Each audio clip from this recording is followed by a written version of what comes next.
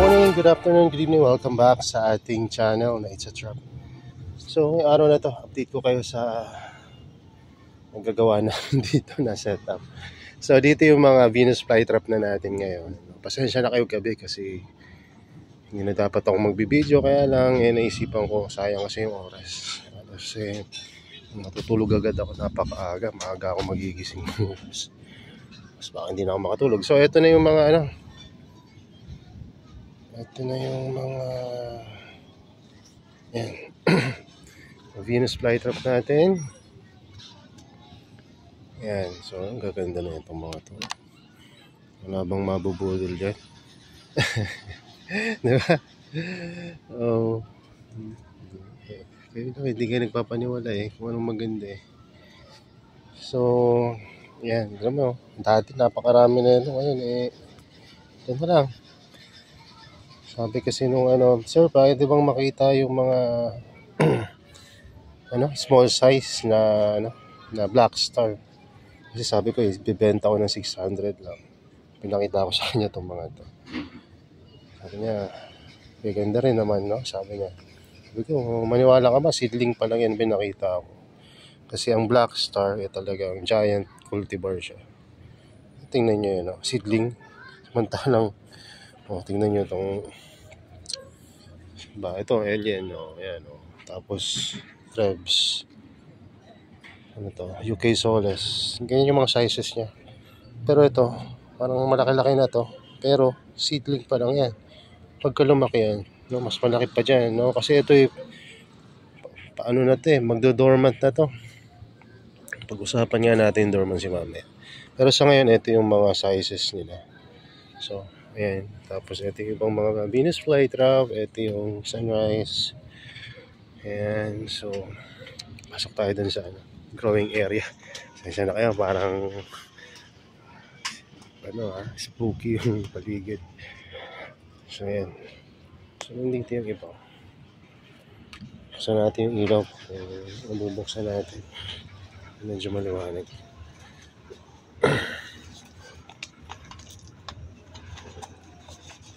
Ayan. Ayan. So, maliwanag na. So, ang ginawa namin ganito. Kasi nakikita namin sabi namin parang hindi maganda yung setup natin Although, okay naman, pero alam niyo yung papansin niyo, parang ang hirap alagaan ng mga plants. Kasi natutuyo agad yung banda rito, yung mga nasa ibabaw. Tapos yung mga Nepenthes, may dalawang namatay, yung mga highlands karamihan. Tapos may lowlands rin pala, yung biruin nyo, Mirabilis, nalungkot. Pero ngayon, tinan nyo, kapag nagdahilan lang. Ito yung nalungkot kanina, sabi ko, mamamatayan pa ako ng Mirabilis dahil nilagay ko dito. Naalala ko, puro pala mga yung nandyan, yung sa side na yun, sa ilalim, yung bagong-bagong yero na nagre-reflect pa pag naarawan. So, para nagiging magnifying glass yan papunta dito. So, sobrang init. So, kaya ganun na lang sila kabilis matuyo. So, ang ginawa namin, nilipat namin dito sa side na to, which is may puno dito sa side na yan, sa kapitbahay namin. At wala nang masyadong reflection na mainit dito sa side na to. Bukod doon, meron ng shade, So, mas magiging komportable yung mga Nepenthes natin dito sa side na to. At ang ginawa ko pa, pinaglapit-lapit ko na sila. Kasi mas lapit-lapit, mas tumataas yung humidity. So, bakit ko ba ito pinifeature? Kasi, syempre, para naman may matutunan kayo dun sa mga pagkakamali ko. Biruin nyo, napakaganda ng mga feature na ito. Tapos, tingnan nyo nangyari, natuyo-tuyo. Buti na lang matitibay itong mga feature plant, So, I'm sure, mga ilang panahon lang, mapapalitan na ng mga bagong feature na mas maganda. So, yun. Ito pala yung truncata hybrid na acquire ko. Sabi niya, sir, hindi ko alam nakalimutan ko kung anong cross na ito. Papicturein mo na lang malaman natin. Para makita rin daw niya sa list niya kung alin daw ito doon. So, yun kinuha ko to kasi gusto ko nga yung mga crosses ng truncata kasi malalaki yung mga feature niya. Bukod sa size ng mga feature plant, may paparating pala akong mga seeds ng smallest pitcher plant, no, yung Nepenthes uh, Argentini, basta yun, yung basta i-research nyo yung smallest pitcher plant. Natutuwa kasi ako sa mga maliliit na pitcher plant dahil hindi sila yung space consuming, tsaka cute sila. Kung mahilig kayo sa mga miniature na mga plants, dogs, and yung mga, diba, action figure, ang gaganda rin kasi ng mga maliliit na mga Nepenthes. Tignan natin to, wait lang, meron tayong maliit rin na feature plant dito saan ko ba nailagay?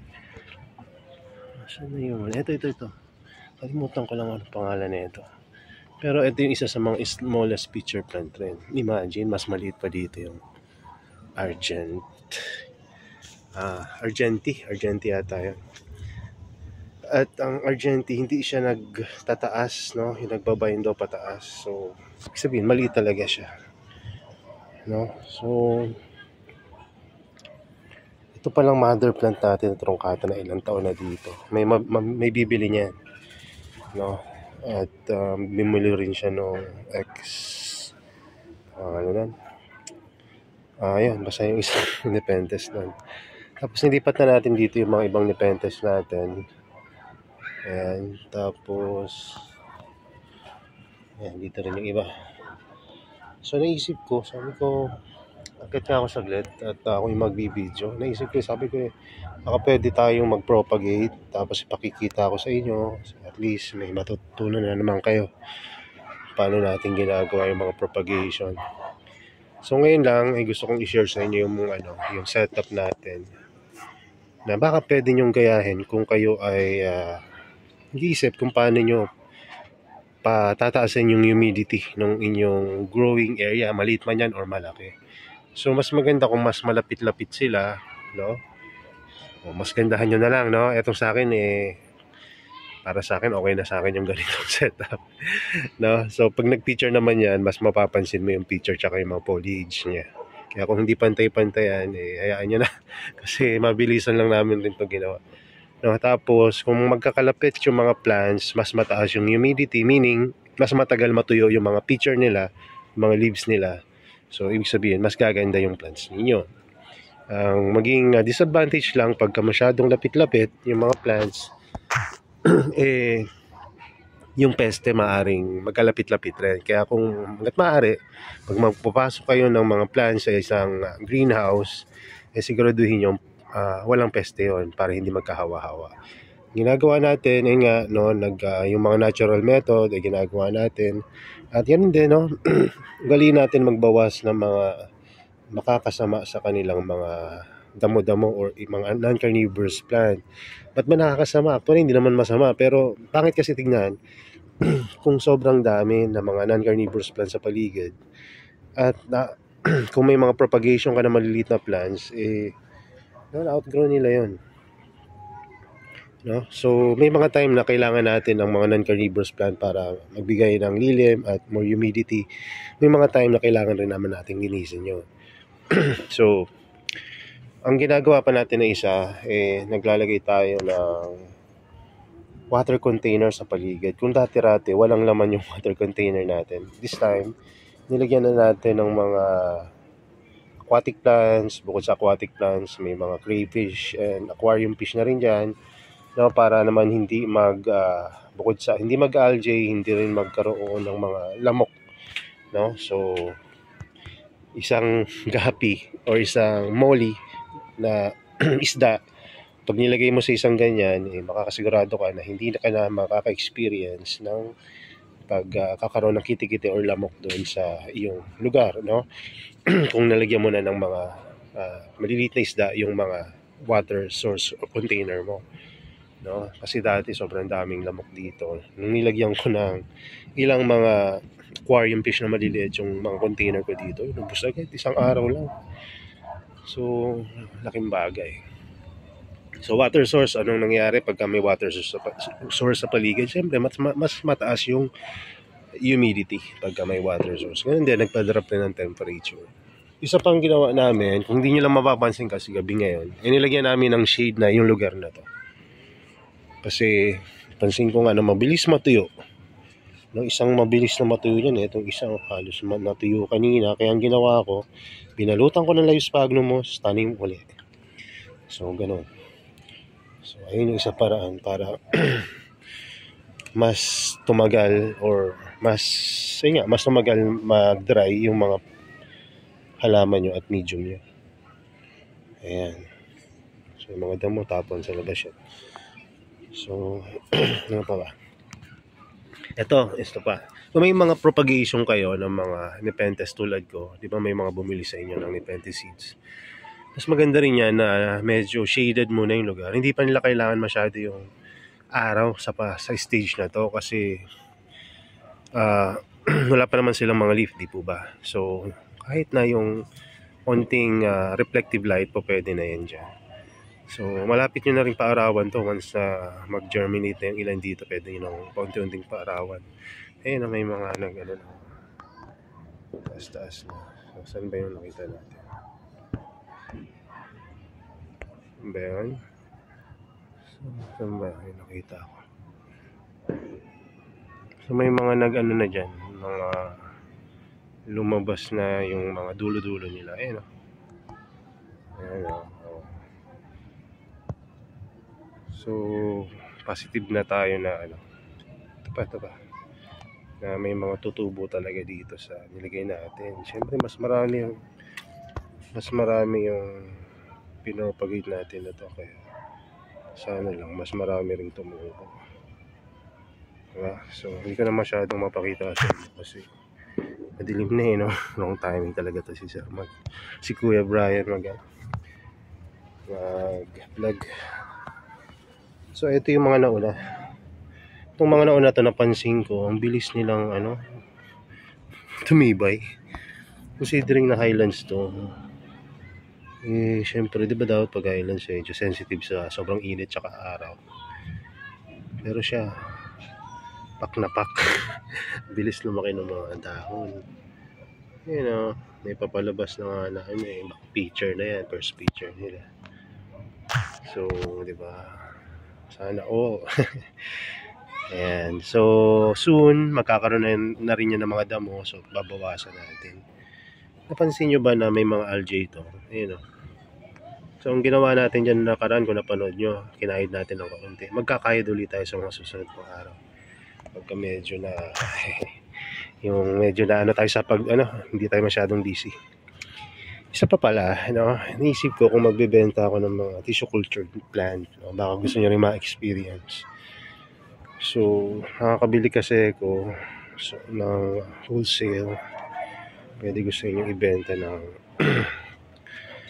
kung magkano ko sila binibili. No? Yung di ba may pinakita ko sa inyo dito. Kung paano ko sila binibili. Ganun ko rin ibibenta o baka kaya ko pang mas mura. Diba? Mas maganda kasi kung malapit kayo dito around Luzon, diba? Kung gusto nyo ma-experience na mga plants na galing sa bote, tissue cultured plant, so pwede nyo nang i-try. Hindi to para sa lahat dahil sino man naman ang gusto mag-alaga ng halaman sa bote. Pero dahil ako, alam ko yung advantage and disadvantage ng pag-aalaga sa bote. Ayan, bibili pa ako ng mga tissue cultured plants na maaaring mai-out natin sa mas murang So gusto ko kasing hindi ito kaganda dikit-dikit ang dami. So hindi man ito mabili, masaya naman ako makita sila ganyan. Ewan ko, makaka-appreciate lang nito tayong mga nag-aalaga ng plants. Pag nakita natin na ganito kagi-green at wala tayong masyadong makita na brown or dead leaf, masaya tignan. Para kang tumitingin sa forest, sa nature, sa mountain, at kung ano-ano pa. Diba? Ang ganda tignan. So, may mga parating tayong seeds, rare seeds. So, siguro ganun ko na rin i-price. Medyo mas mahal ko nakuha Pero, hindi naman siguro masama kung ibebenta ko ng same price. Hindi nga lang siguro ganun nga karami. Hindi ko lang may bibigay ng mga freebies ngayon kasi limited yung seats. So Ang marami natin ngayon ay yung alata. May 4 tayong mga variation ng alata. Pure green, speckled red, pinkish red, tsaka yung kulay na ano ba kulay yun? Yung may white, green, and red. Diba? Nakakita. Pero ayun, nakapag-produce kasi yung isang kaibigan natin ng ganong alata. So, i-share natin yung mga seeds sa ibang grower. Hindi ko alam kung yung mga propagation ko ngayon ay magiging okay pa rin yan sa susunod. At least, napakalat na natin. Di ba kayo magtataka? Mas marami pang may mga nepenthes sa ibang bansa kaysa dito sa Pilipinas. Samantalang tayo isa sa pinakamaraming mga nepenthes. No? Hindi man number 1, at least nasa top 10 tayong pinakamaraming nepenthes species, no? Tapos tayo naman yung nangungulelat. Diba? Mas marami pa sila samantalang tayo na nandito, wala tayo. At least ngayon, makakuha kayo ng mga nepenthes seeds and plants na legit. Hindi kayo mahiyang i-post dahil galing sa DNR accredited mga suppliers. So, ayan. So, may mga umaawit sa atin na mag-out daw tayo ng ibang mga drosera. Isip ko kung i-out ko yung iba dito. Ayan, marami tayong drosera dyan. Kaya lang, kikita kong gumaganda sila kasi. Ang hirap bulabugin or pakialaman yung isang paso na paganda ng paganda. Diba? Pag walang problema, huwag pakialaman. Pero, syempre, kailangan natin hiwa-hiwalayin yun para naman mas lumuwag yung space nila, at ganun din ma-propagate natin. So ayun yung mga update ko sa inyo ngayon, so eto namang mga tissue culture plant natin dito, kung sa inyo papalaki sila. Kaya mag-alala, yung mga i-out natin mas maganda kaysa dito. Ibig sabihin mas malaki yung plant na nasa bote. Ayan. So, i-update ko na lang kayo once na dumating na dito. Maaring this month or next month. Ayan. So, yun lang muna. Sana may na-share ako sa inyo. So, kung i-summarize natin yung mga shinare ko sa inyo. Kung gusto nyo tumaas yung humidity, pagtabi-tabihin nyo yung plants. As long as healthy ang mga yan, mas matutuwa silang magkakatabi. Kung nakapag-hiking kayo at napadaan kayo sa mga tabi-tabing nepenthes sa wild, makikita nyo kung gaano sila kasiksik, with other carnivorous plants and with other non-carnivorous plant and other trees, tumutubo. Yung mga nepenthes sa wild, mas malaki pa sa puno. Ayun ang katotohanan. Ang lalaki nila. Pero may mga ibang nepenthes naman na hindi tumatangkad, So tulad nung Argenti, hindi sila tumatangkad, ganun katangkad, Sa wild talaga, napakataas, mataas pa sa mga puno, Kumakapit sila kasi sa puno, tapos yun, akit sila. Kung gaano kataas yung puno, ganun sila kataas. Minsan mas mataas pa. So, mas dikit-dikit sila, okay. Basta't may mga enough space yung roots nila mag-grow. Tabi-tabi, meaning magkakatabi yung paso. Hindi naman sila sa isang nilagyan, maraming plants doon. Actually, pwede mo rin gawin yon. Pero syempre, dahil ang root system ng nepenthes ay complex or marami, kalat-kalat, magkakabuhol-buhol yun. Pag niripat mo, may harapan ka. So, mas maganda may sarili silang paso. So, pangalawa, pwede nyo lagyan ng water. Yung mga tubig tulad ng ganyan, na hindi naman nasa ilalim ng plants, pero malapit, ilagay nyo sa malapit yung plants doon sa tubig, mabe-benefit din sila. Magugustuhan nila yon dahil magpuproduce ng halumigmig rin to at more humidity. Alam nyo, kung i-apply nyo yun sa small setting, bigyan ko kayo ng example. May nakita kasi ako nag-share sa akin sa page natin sa Facebook, sa Pet Plants Philippines, sa Facebook. Ang kanyang setup ay ganito. Nasa isang tray, nasa isang cage, tapos yung tray nasa ilalim. Okay yun, good yun. Kasi hindi nakababad yung mga plants, pero may tubig yung ilalim na nag-evaporate yun from time to time at nabe-benefit rin yung mga plant na matagal rin silang matuyo. 'Di ba? So well aerated yung soil.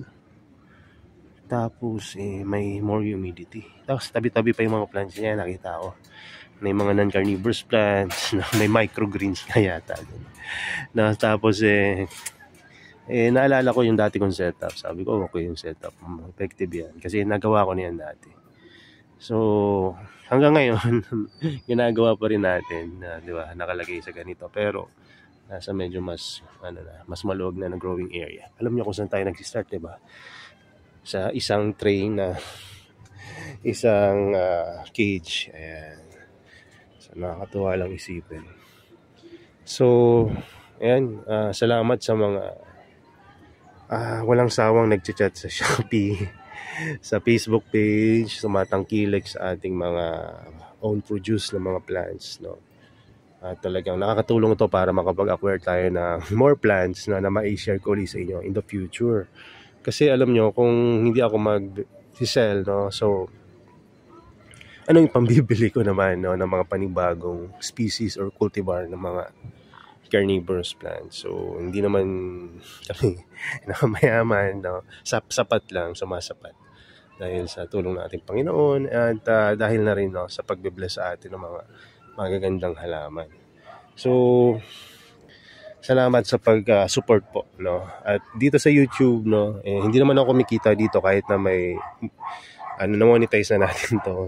Pero at least dito ko na share sa inyo yung mga experiences dito at kung paano ko kayo maiga-guide kung gusto niyo matuto ng mga ibang bagay tungkol sa carnivorous plant. So, yan, sana nasa mabuting yung kalagayan. Pasensya na kung humaba to, ha. Pero maganda rin minsan nakakapagkwentuhan tayo kung ano yung mga pwede kong i-share sa aking pag-aalaga ng carnivorous plant. Hindi dahil magaling ako, kundi dahil may tayo, no, similarities na mga ginagawa, no, carnivorous plants nga yun. Tapos, no, yung mga mali ko, pwede nyo nang hindi gawin. Tapos yung mga successful naman ako, ayun, no, pwede nyo i-try rin, baka maging successful rin kayo. So, yun lang. At appreciate natin yung mga common na plants, medyo rare ng kaunti, at yung mga medyo mahal ng kaunti, na masakit sa bulsa, na hindi nyo sinasabi sa asawa nyo.